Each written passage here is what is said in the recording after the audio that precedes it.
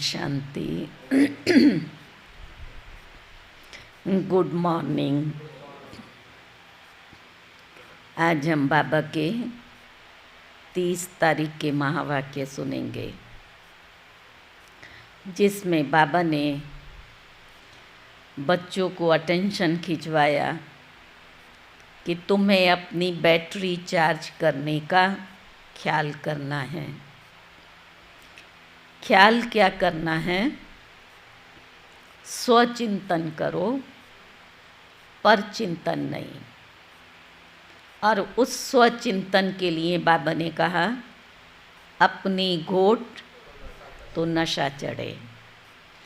तो जब स्वचिंतन हम करते हैं तो ऑटोमेटिक वो नशा चढ़ता है, मैं कौन हूँ।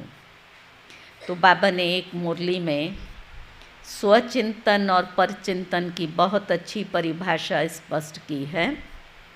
परचिंतन के लिए ये आवश्यक नहीं है कोई दूसरा हो तभी परचिंतन होता है। अकेले में भी परचिंतन हो सकता है। बैठे बैठे हम किसके विषय में सोच रहे हैं, ये ऐसा था, इसने ऐसा किया, ये ऐसा हुआ, तो ये क्या है? परचिंतन है। उससे अपने को मुक्त करना है। और स्वचिंतन का मतलब ऐसा नहीं है मेरे में ये कमज़ोरी है, मेरे से ये पुरुषार्थ नहीं हो सकता है, मेरे से ऐसा नहीं हो सकता है, तो इसको कोई हम स्वचिंतन नहीं कहेंगे। भले अपने बारे में सोच रहे हैं लेकिन कमज़ोरी का चिंतन कर रहे हैं। स्वचिंतन अर्थात शुभ चिंतक और शुभ चिंतन, उसको कहते हैं स्वचिंतन करने वाला। तो आज बाबा ने परचिंतन पर अटेंशन खिंचवाया। साथ ही साथ बाबा की पूजा करते हैं, लेकिन बाबा ने कहा उसको पहचानते नहीं हैं। जिसको पूज रहे हैं वो भी उसका यथार्थ रूप नहीं है। शिवलिंग जो इतना बड़ा बड़ा बनाते हैं तो वो बाबा का स्वरूप थोड़ा ही है, वो जड़ है। ज़रूर ये चैतन्य में होकर के गए हैं तब तो इनकी पूजा होती है। अभी हमारे सामने बाबा चैतन्य में है, हम जड़ से पढ़ रहे हैं नहीं, चैतन्य में बाबा आया हुआ है, हमें पढ़ा रहे हैं, पढ़ा करके देवता बनाते हैं। तो बाबा ने कहा वो देवताओं की पूजा करते हैं, वो भी उनके जड़ चित्र हैं, चैतन्य नहीं है। चैतन्य में होकर गए हैं और अभी नहीं है। तो सार ये है कि बाबा की जो पूजा कर रहे हैं अथवा देवताओं की पूजा करते हैं वो उनका जड़ स्वरूप है। चैतन्य में बाप परम धाम का रहने वाला है, जिसे बाबा ने कहा तुम बच्चे ही जानते हो। तो सुनते हैं बाबा के मधुर महावाक्य। मीठे बच्चे, अपनी बैटरी चार्ज करने का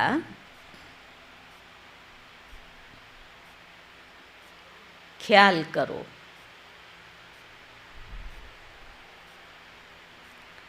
अपना टाइम पर चिंतन में वेस्ट मत करो।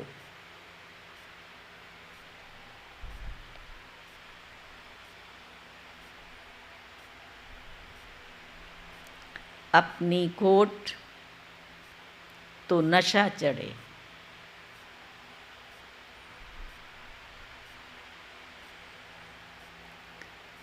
प्रश्न है,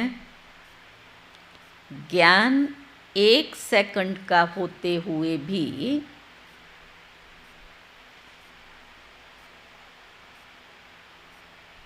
बाप को इतना डिटेल समझाने व इतना समय देने की आवश्यकता क्यों?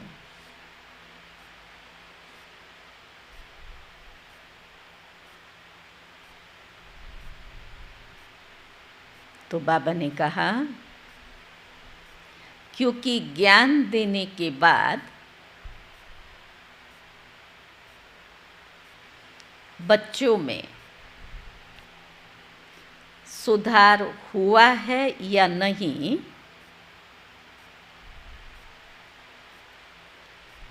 ये भी बाप देखते हैं।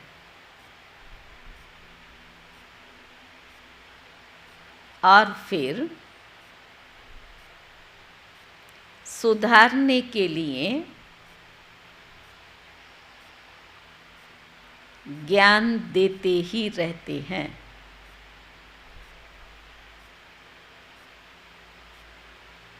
सारे बीज और झाड़ का ज्ञान देते हैं।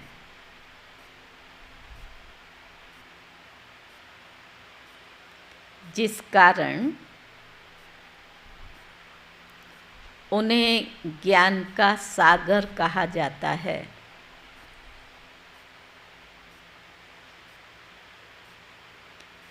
अगर 1 सेकंड का मंत्र देकर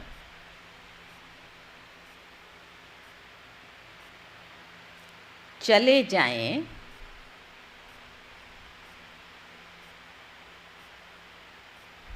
तो ज्ञान सागर का टाइटल भी मिल न सके।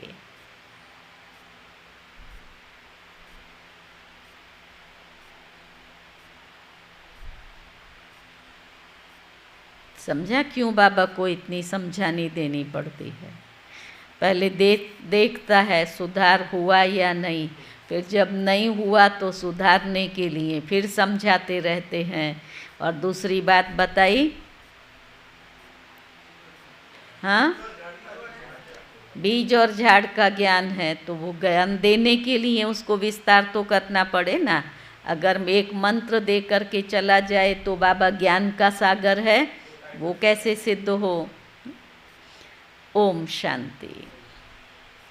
रूहानी बाप बैठ रूहानी बच्चों को समझाते हैं। भक्ति मार्ग में परम पिता परमात्मा शिव को यहाँ ही पूजते हैं।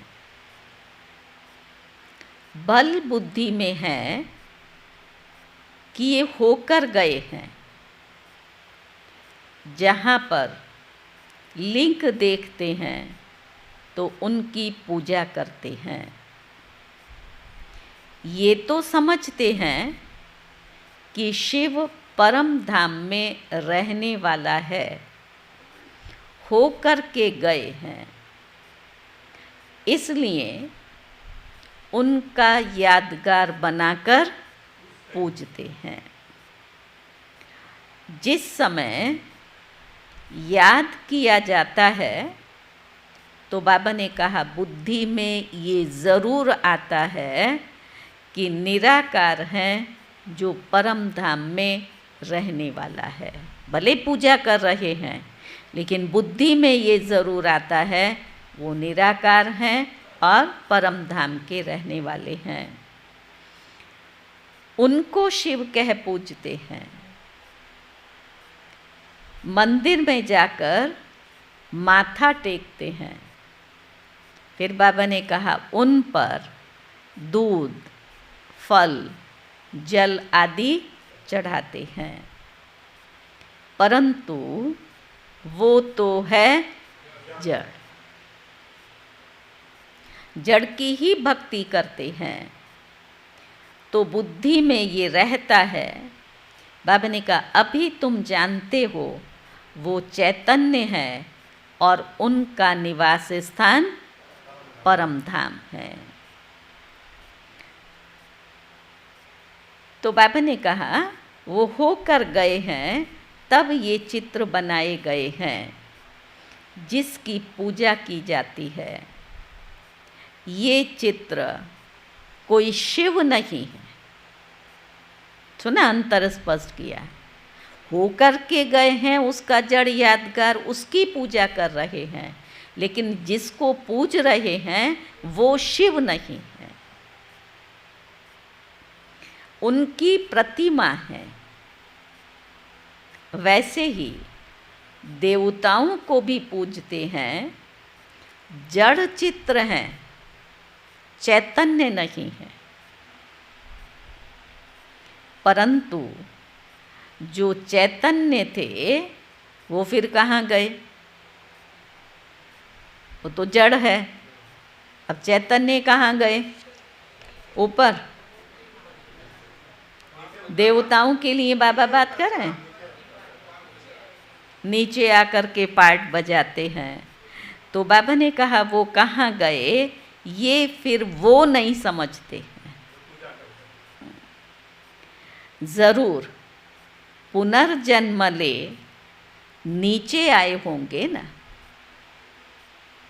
अभी तुम बच्चों को ज्ञान मिल रहा है, समझते हो जो पूज्य देवता थे वही पुनर्जन्म लेते आए। उनको नहीं मालूम कहाँ गए। तुम्हें ज्ञान मिल रहा है, जो पूज्य देवता थे वो पुनर्जन्म लेते आए। आत्मा वही है, सिर्फ नाम बदलता है, रूप बदलता है। बाकी शरीर का नाम बदलता है, आत्मा का नाम नहीं बदलता। वो आत्मा कोई ना कोई शरीर में है, क्योंकि पुनर्जन्म तो लेना ही है। तुम पूजते हो उनको जो पहले पहले शरीर वाले थे। सुना? तुम पूजते हो उनको जो पहले पहले शरीर वाले थे। कौन थे पहले शरीर वाले? सतयुग के ये लक्ष्मी नारायण। इस समय तुम्हारा ख्याल चलता है, जो नॉलेज बाप देते हैं, तुम समझते हो जिस चित्र की पूजा करते हैं वो पहले नंबर वाला है। लक्ष्मी नारायण चैतन्य में थे। और कहाँ थे? यहाँ ही भारत में थे, अभी नहीं है। मनुष्य ये नहीं समझते कि वो पुनर्जन्म लेते लेते, भिन्न नाम रूप लेते 84 जन्मों का पार्ट बजाते रहते हैं। ये किसके ख्याल में भी नहीं आता। सतयुग में थे ज़रूर, परंतु अब नहीं है। तो बाबा ने कहा अभी तुम जानते हो ड्रामा के प्लान अनुसार चैतन्य में फिर से आएंगे ज़रूर। मनुष्यों की बुद्धि में ये ख्याल ही नहीं आता। बाकी इतना ज़रूर समझते हैं कि ये थे, कब थे, कहाँ गए, कैसे गए, वो नहीं है। तो बाबा ने कहा मनुष्य तो 84 लाख पुनर्जन्म कह देते हैं। ये भी तुम बच्चों को मालूम पड़ा है कि 84 जन्म ही लेते हैं, न कि 84 लाख। अब रामचंद्र की पूजा करते हैं, पहले शिव की हुई, फिर लक्ष्मी नारायण की हुई, अब रामचंद्र की पूजा करते हैं। उनको ये भी पता नहीं है कि ये राम कहाँ गया।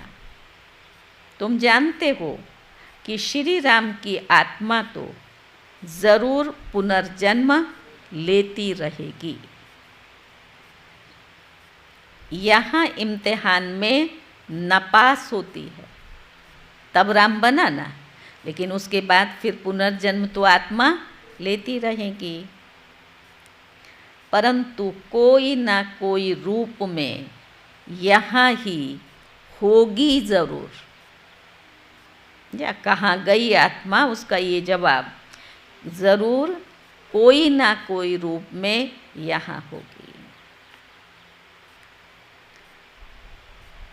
यहाँ ही पुरुषार्थ करते रहते हैं, इतना नाम वाला है राम का, तो ज़रूर आएंगे, उनको ये नॉलेज लेनी पड़ेगी। अभी कुछ मालूम नहीं पड़ता है तो उस बात को छोड़ देना पड़ता है। इन बातों में जाने से फिर टाइम वेस्ट होता है। इससे तो क्यों ना अपना टाइम सफल करें। वो कौन आत्मा होगी, यहाँ कहाँ होगी, तो बाबा उसको भी परचिंतन कह रहा है। इससे तो क्यों ना अपना टाइम सफल करें। अपनी उन्नति के लिए क्या करो, बैटरी चार्ज करो। दूसरी बातों का चिंतन, वो तो परचिंतन हो गया। अभी तो अपना चिंतन करना है। हम बाप को याद करें। वो भी ज़रूर पढ़ते होंगे, अपनी बैटरी चार्ज करते होंगे, परंतु तुमको अपनी करनी है। राम को, लक्ष्मी नारायण जो भी हैं, राम कहाँ होगा, क्या करता होगा, वो करते होंगे, लेकिन बाबा कहता है तुमको अपनी बैटरी चार्ज करनी है। इसको कहा जाता है अपनी घोट तो नशा चढ़े। बाप ने कहा है जब तुम सतो प्रधान थे तब तुम्हारा पद बहुत ऊंचा था। अब पुरुषार्थ करो, मुझे याद करो तो विकर्म विनाश होंगे। पहले बाबा ने याद दिलाया, सतो प्रधान थे तब तुम्हारा पद बहुत ऊंच था। अब बाबा क्या कह रहे हैं, आगे क्या कहा, अब फिर पुरुषार्थ करो। माना तुम ही ऐसे थे, अभी नहीं हो, तो फिर से पुरुषार्थ करो, तो फिर बाप की याद से विकर्म विनाश हो। मंजिल है ना, ये चिंतन करते करते सतो प्रधान बनेंगे। नारायण का ही सिमरण करने से हम नारायण बनेंगे। कहावत है, अंत काल में जो नारायण सिमरे, तो बलबल योनि वही उतरे ना, तो देवता बनेंगे ना। अंत काल जो नारायण सिमरे, तुमको तो बाप को याद करना है। अंत काल में भी नारायण को नहीं, बाप को याद करना है।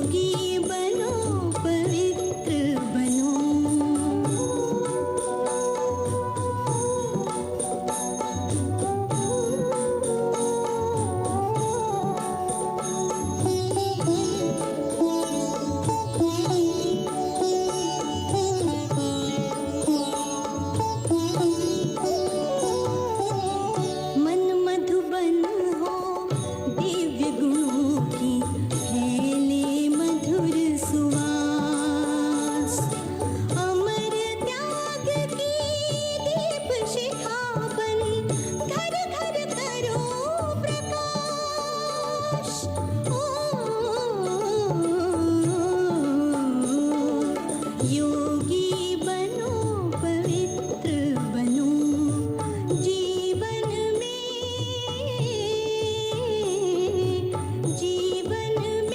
सचरित्र बनो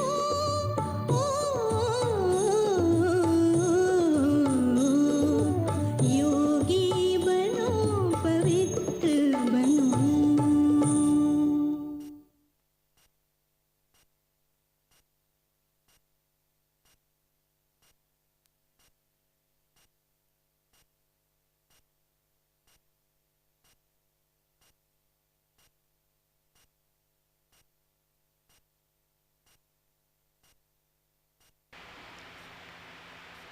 ओम शांति। तो बाबा ने कहा तुमको तो बाप को याद करना है जिससे पाप कटें, फिर नारायण बने। नारायण को नहीं याद करना है, बाप की याद से पाप कटेंगे तब नारायण बने। ये नर से नारायण बनने की हाईएस्ट युक्ति है। एक नारायण तो नहीं बनेंगे ना, ये तो सारी डिनाइस्टी बनती है। बाप हाईएस्ट पुरुषार्थ कराएंगे, ये है ही राजयोग की नॉलेज। तो बाबा ने कहा सो भी पूरे विश्व का मालिक बनना है।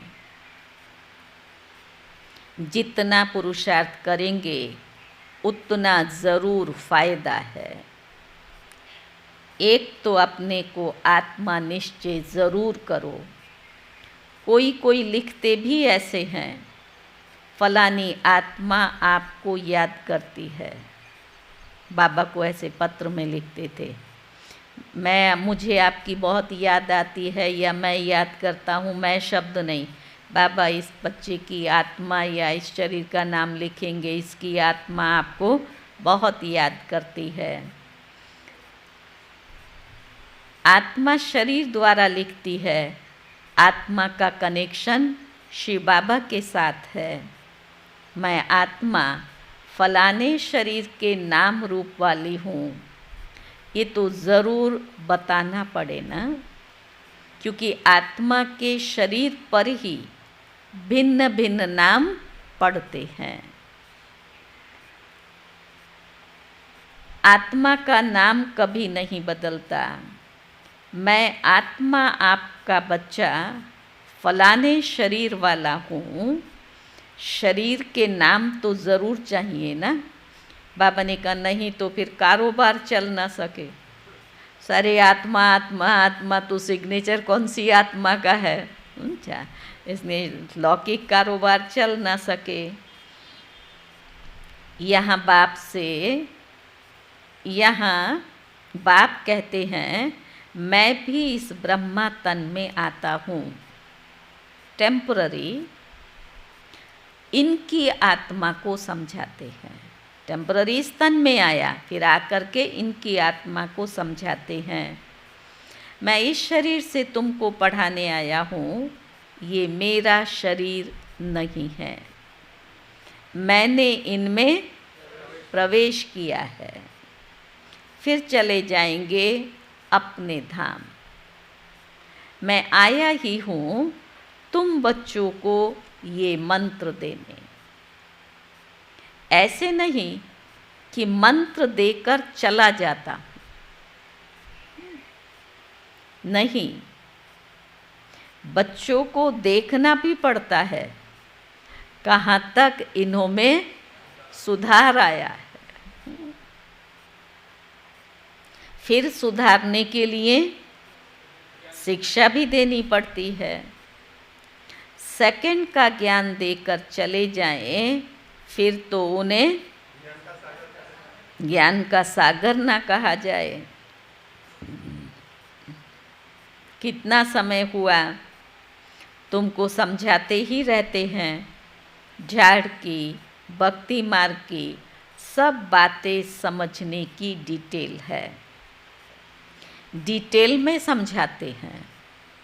होलसेल माना मन मना भाव, ये होलसेल हो गया। डिटेल में तो इतना सब समझा रहे हैं। परंतु ऐसा कह कर के चले थोड़े ही जाएंगे। मन मना भव बच्चों को मुझे याद करो, ये मंत्र दे कर के बाबा चला थोड़े ही जाएगा। बाबा ने कहा पालना भी करनी पड़े ना। कई बच्चे बाप को याद करते करते गुम हो जाते। सुना? फलानी आत्मा जिसका नाम फलाना था बहुत अच्छा पढ़ता था, तो बाबा ने कहा स्मृति तो आएगी ना, कितना अच्छा बच्चा था, इतना अच्छा पढ़ता था, तो स्मृति तो आएगी ना। पुराने पुराने बच्चे कितने अच्छे थे, उनको माया ने हप कर लिया। शुरू में कितने आए, फट से आकर के बाप की गोद ली, भट्ठी बनी। इसमें सब ने अपना अपना लक आजमाया, समझा? फिर लक आजमाते आजमाते माया ने एकदम उड़ा दिया। सुना? लक तो लगाया, आजमाया, भगवान के बने, लेकिन बनाते बनते बनते माया ने उड़ा दिया। तो बाबा ने कहा फिर ठहर न सके, फिर 5000 वर्ष के बाद भी ऐसे ही होगा। कितने चले गए,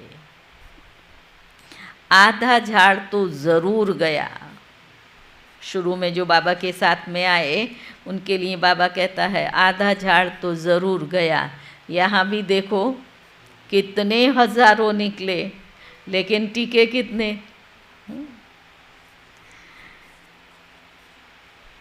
तो बाबा ने कहा आधा झाड़ तो ज़रूर गया, भल झाड़ वृद्धि को पाया है, परंतु पुराने चले गए।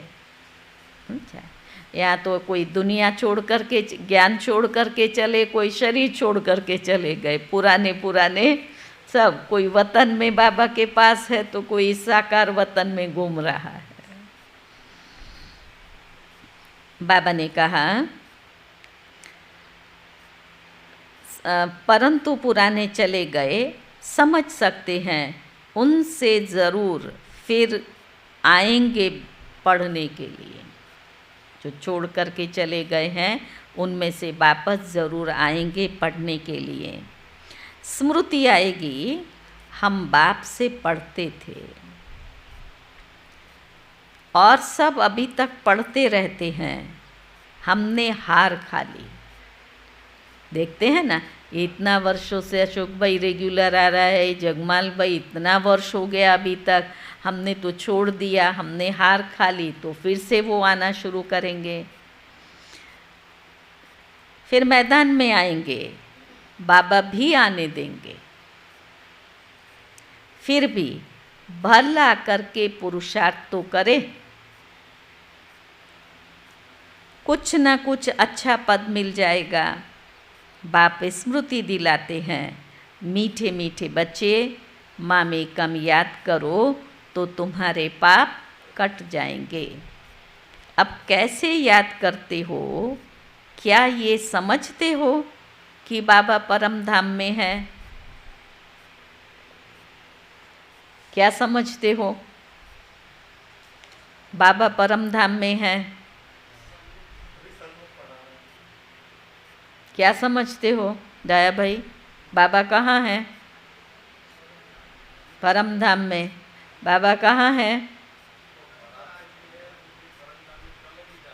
हाँ, पढ़ाते हैं यहाँ पर और पढ़ा कर फिर चले जाते हैं। तो बाबा ने कहा समझते हो बाबा परम धाम में है?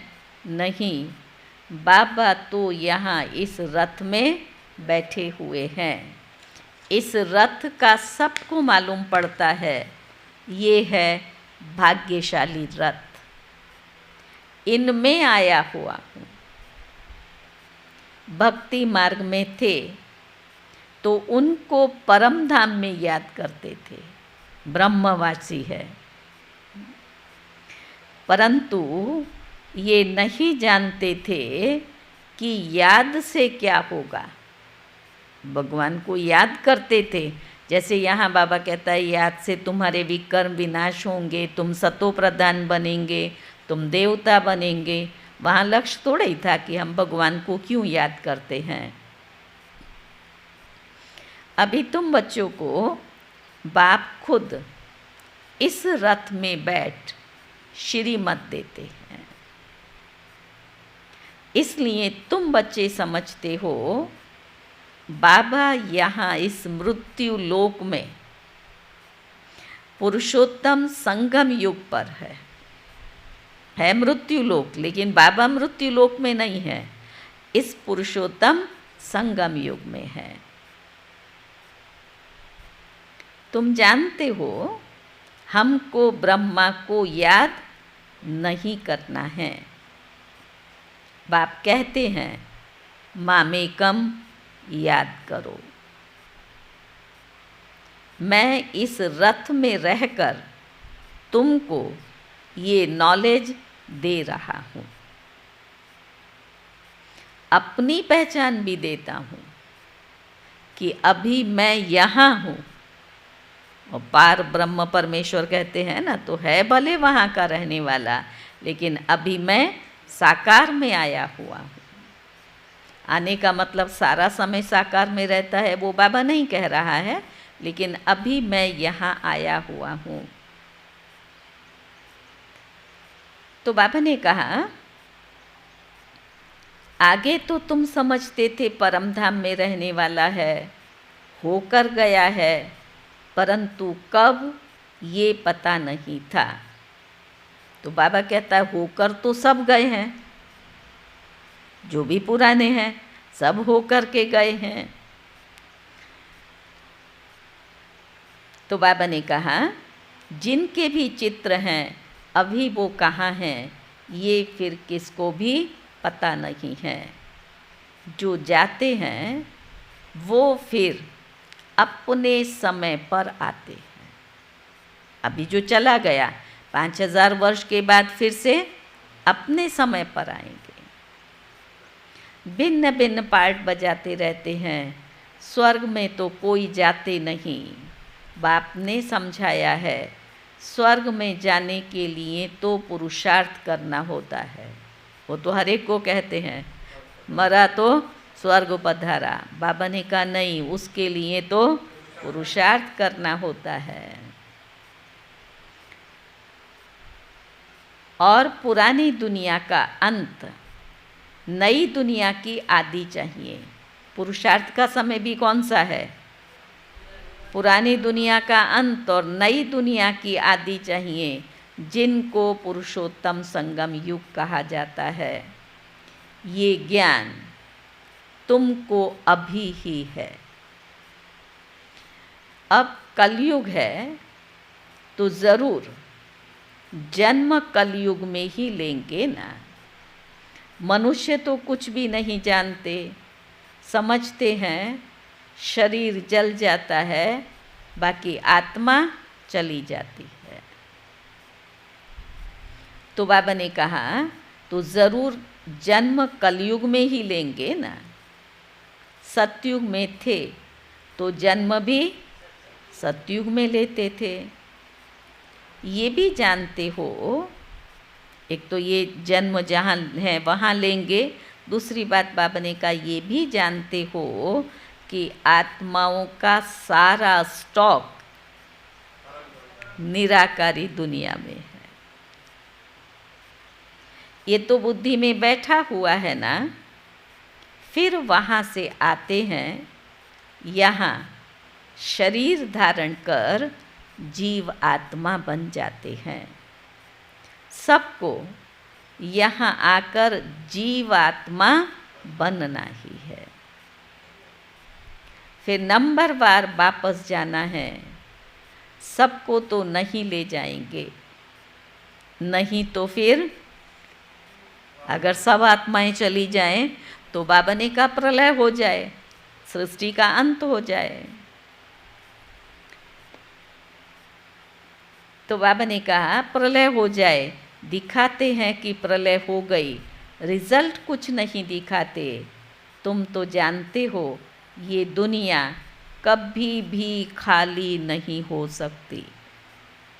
ये ज्ञान तुम्हारे पास है, ये दुनिया कभी भी खाली नहीं हो सकती।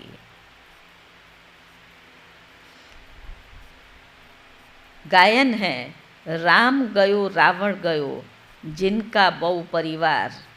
सारी दुनिया में रावण संप्रदाय है ना, राम संप्रदाय तो बाबा ने कहा बहुत थोड़ी है। बाबा के बच्चे कितने, गिने चुने, तो राम संप्रदाय बहुत थोड़ी है। राम संप्रदाय है ही सतयुग त्रेता में। सुना, राम संप्रदाय, यहाँ रावण संप्रदाय, सतयुग त्रेता में राम संप्रदाय। बहुत फर्क रहता है। बाद में फिर उनको टाल टालियाँ निकलती हैं। अभी तुमने बीज और झाड़ को भी जाना है। बाप सब कुछ जानते हैं। तो बाबा ने कहा तब तो सुनाते रहते हैं, इसलिए उनको कहा जाता है ज्ञान का सागर। एक ही बात अगर होती तो फिर कुछ शास्त्र आदि भी बन ना सकें। झाड़ की डिटेल भी समझाते रहते हैं। मूल बात नंबर 1 सब्जेक्ट है, नंबर 1 सब्जेक्ट है बाप को याद करना। बाबा कहता है इसमें ही सारी मेहनत है, इस पर ही सारा मदार भी है। मेहनत भी इसमें है तो मदार भी इस पर है। बाकी झाड़ को तो तुम जान गए हो। दुनिया में कोई इन बातों को नहीं जानते। तुम सब धर्म वालों की तिथि तारीख बता सकते हो। आधा कल्प में ये सब आ जाते हैं। बाकी है सूर्यवंशी और चंद्रवंशी। उनके लिए बहुत युग तो नहीं होंगे ना। सूर्यवंशी और चंद्रवंशियों ने राज्य किया तो बाबा कहता है उनके लिए बहुत युग तो नहीं होंगे ना। कितने युग होंगे? 2 युग होंगे। तो बाबा ने कहा हैं ही 2 युग, वहाँ मनुष्य भी थोड़े हैं। 84 लाख जन्म तो हो भी ना सकें 2 युग के अंदर।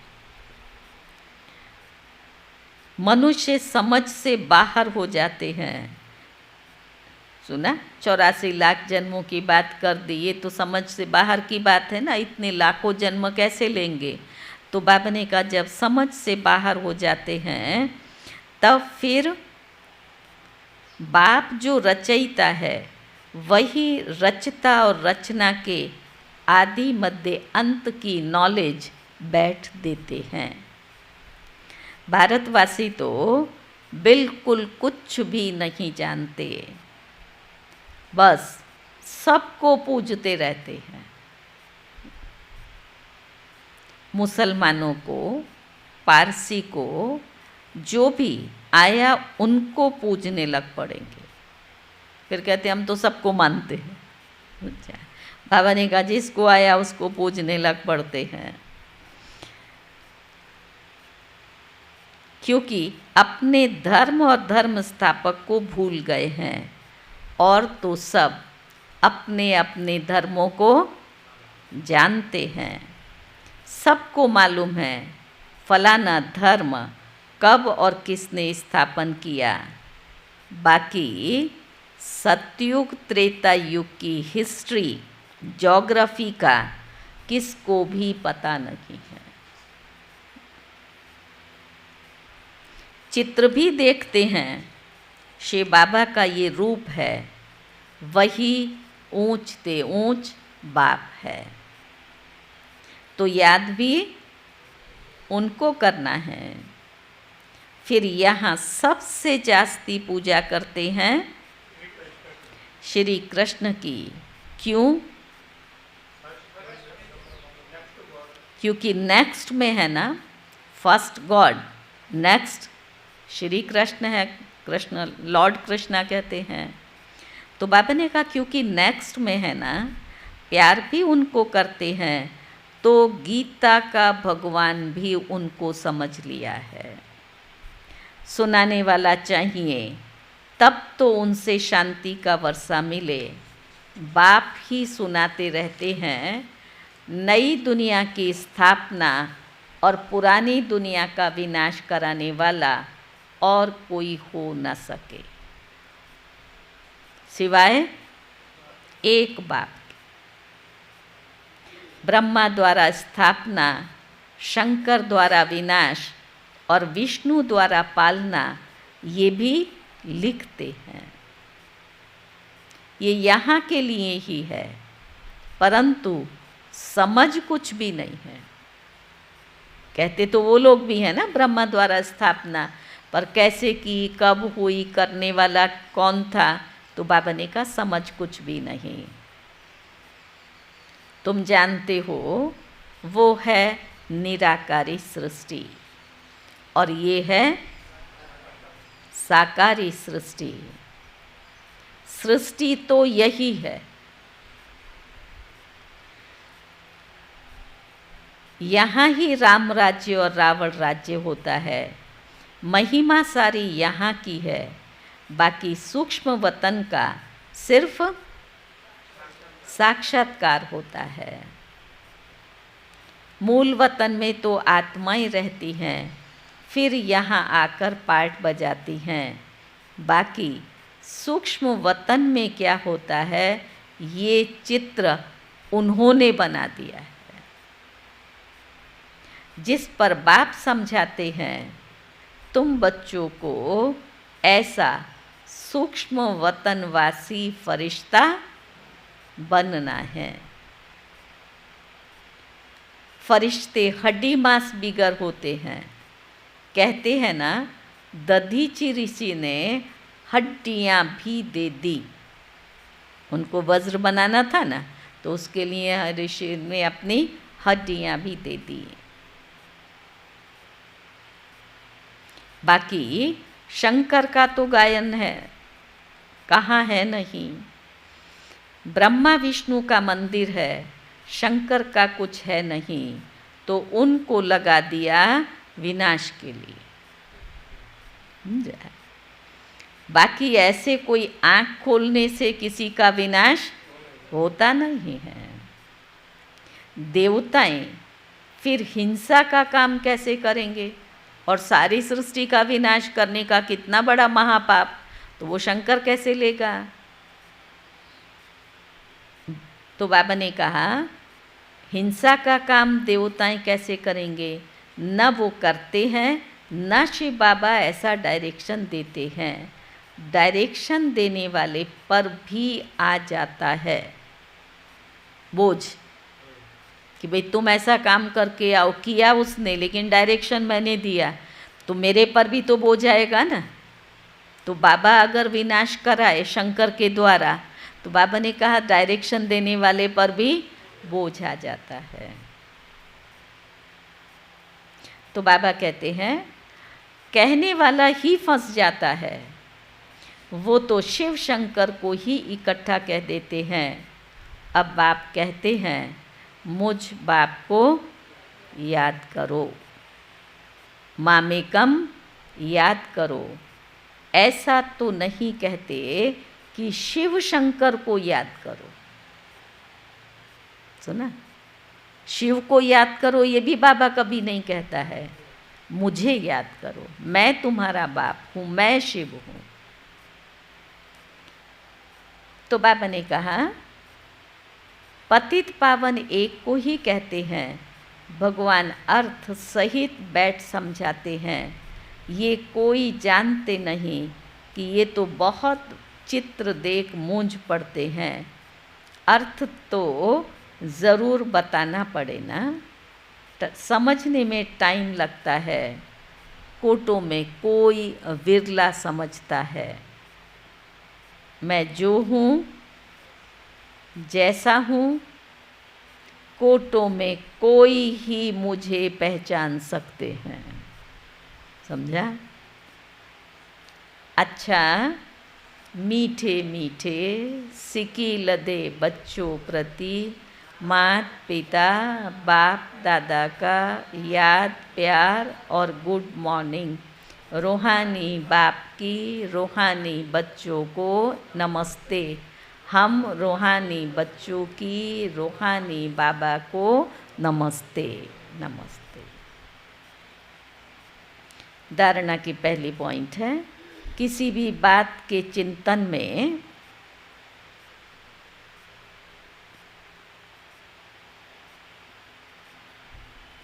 अपना समय नहीं गंवाना है।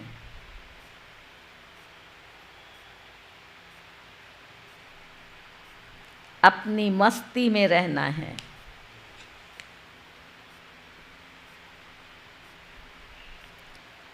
स्वयं के प्रति चिंतन कर आत्मा को सतो प्रदान बनाना है।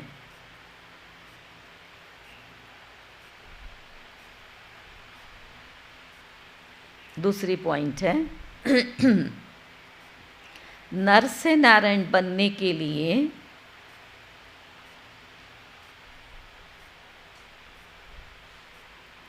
अंतकाल में एक बाप की ही याद रहे।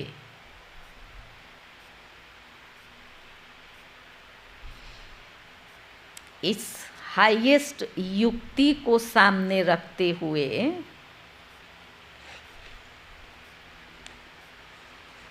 पुरुषार्थ करना है।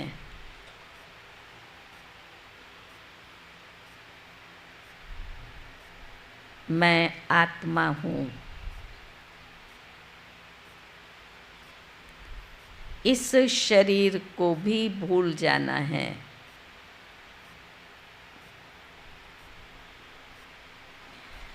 वरदान है, दाता की देन की स्मृति में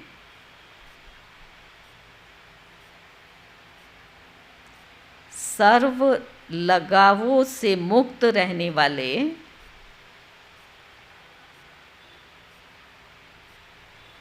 आकर्षण मूर्त भाव। समझा? दाता की देन को स्मृति में रख सर्व लगाव से मुक्त रहने वाले कौन? आकर्षण मुक्त भाव। कई बच्चे कहते हैं इनसे मेरा कोई लगाव नहीं है, परंतु इनका ये गुण बहुत अच्छा है या इनमें सेवा की विशेषता है, विशेषता बहुत है। ये बार बार बाबा पढ़ाता रहता है, रोज रोज पढ़ाता है।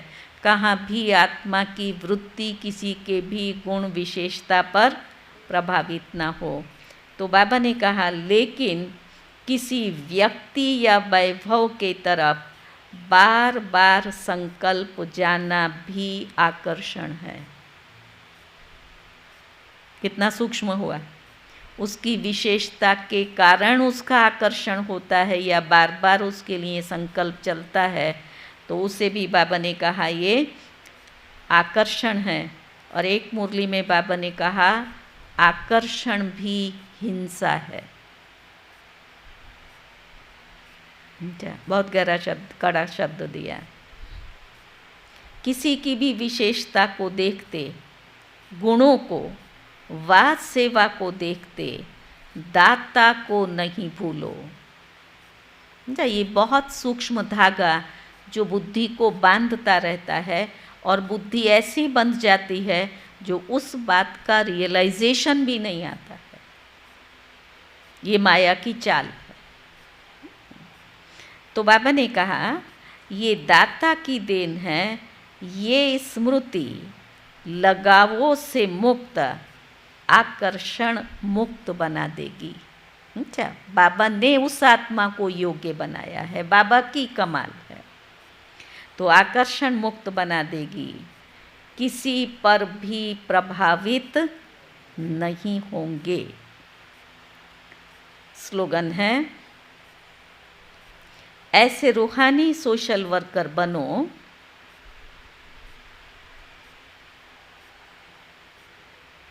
जो भटकती हुई आत्मा को ठिकाना दे दो।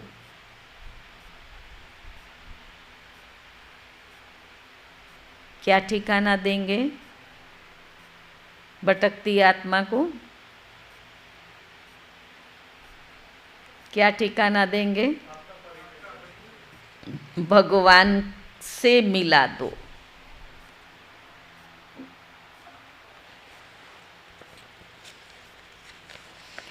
आज का सोमान है लास, मैं कर्मातीत हूँ।